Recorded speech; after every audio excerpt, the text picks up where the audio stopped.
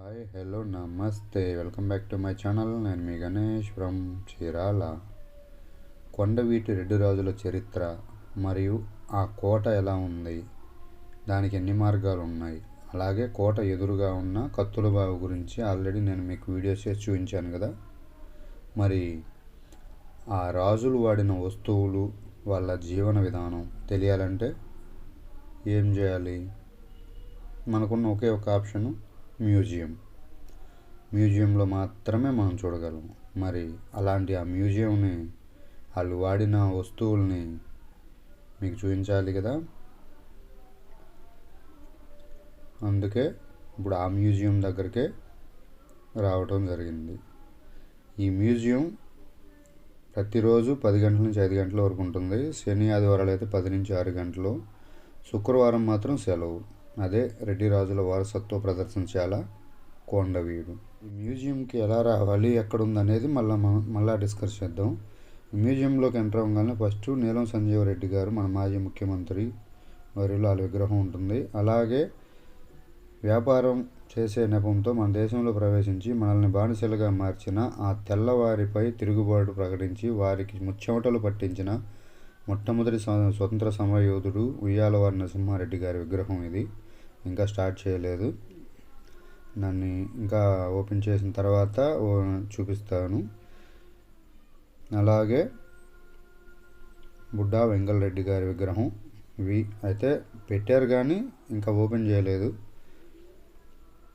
అలాగే ఇంకా ఇక్కడ చాలామంది విగ్రహాలు, కొండవీటి రెడ్డి రాజులు పరిపాలించిన టైంలో వాళ్ళు యూజ్ చేసిన దేవుడి విగ్రహాలు ఇట్లా చాలా ఉన్నాయి. అవన్నీ నేను మీకు చూపిస్తాను ఈ వీడియోలో. ఇక్కడ చూస్తున్నారు కదా, ఆ కాలంలో అతిపెద్ద వ్యాపారవేత్త తిప్పయ్య శెట్టి రెడ్డి రాజులు పరిపాలించిన సమయంలో ఆయన విగ్రహాన్ని కూడా ఇక్కడ ప్రతిష్ఠించడం చూస్తున్నారు. అలాగే అనవేమారెడ్డి గారు, అలాగే కవి సార్వభౌముడు శ్రీనాథుడు,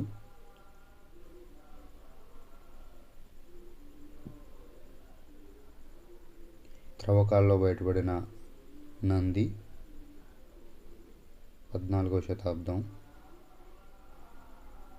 చూడండి, ఆ త్రవ్వకాల్లో ఆ పగుళ్ళు వస్తే వాటిని మరమ్మతులు చేసి నిలబెట్టారు. నాయకురాలు నాగమ్మ,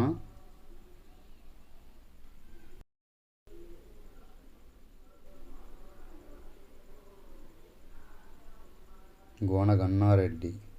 ఈ పాత్ర గురించి మీకు ప్రత్యేకంగా చెప్పనక్కర్లేదు, ఎందుకంటే అల్లు అర్జున్ గారు ఈ పాత్రను జీవించారు ఆ సినిమాలో, రుద్రందేవి సినిమాలో. ఈ గోన గన్నారెడ్డి వంశీకులు కూడా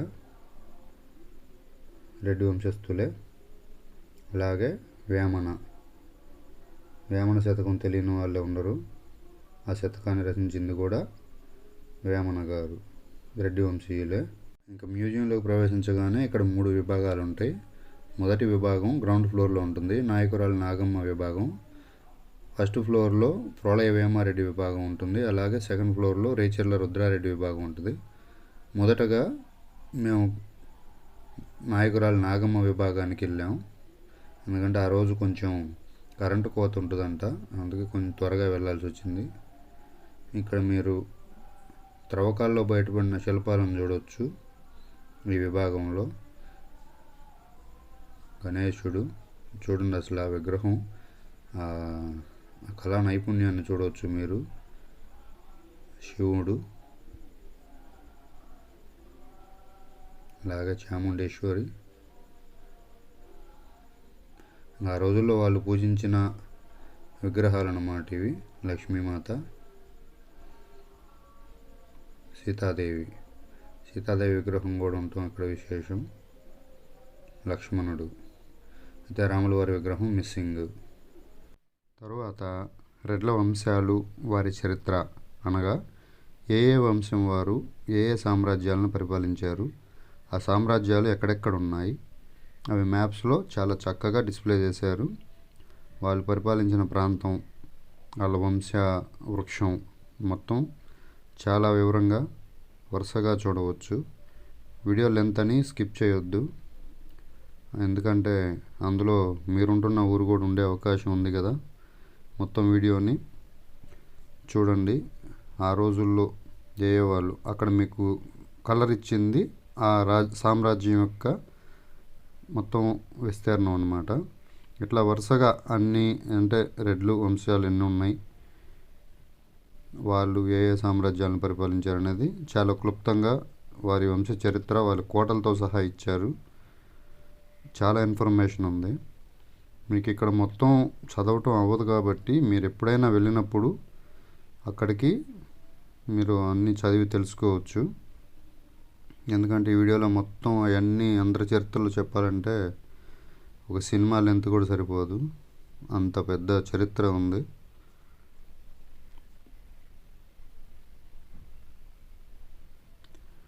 ఈ వాళ్ళు యూస్ చేసిన వెపన్స్ అంటే గొడ్డలని, బ్లేడ్స్ అని అట్లా వాళ్ళు మెన్షన్ చేశారు ఇక్కడ నోటీస్ బోర్డులో.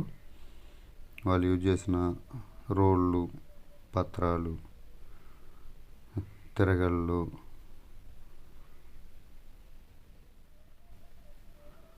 అయితే ఇక్కడ అర్థం కాని విషయం ఏంటంటే వీళ్ళు పరిపాలించింది 14వ శతాబ్దం అయినప్పుడు ఆ టైంలో ఫిరంగి గుళ్ళు ఉన్నాయి, కత్తులు ఉన్నాయి, టేకుతో తయారు చేసిన మంచాలు కూడా ఉన్నాయి ఇదే మ్యూజియంలో. మరి రాళ్లతో తయారు చేసిన బ్లేడ్లు, రాళ్లతో తయారు చేసిన గొడ్డళ్ళు ఎందుకు యూస్ చేశారు అంటే వీళ్ళు కరెక్ట్గా హిస్టరీని మెన్షన్ చేయలేదా, లేదంటే నిజంగానే యూస్ చేశారా అనేది మాత్రం ఇక్కడ కొంచెం అనుమానించాల్సిన విషయం.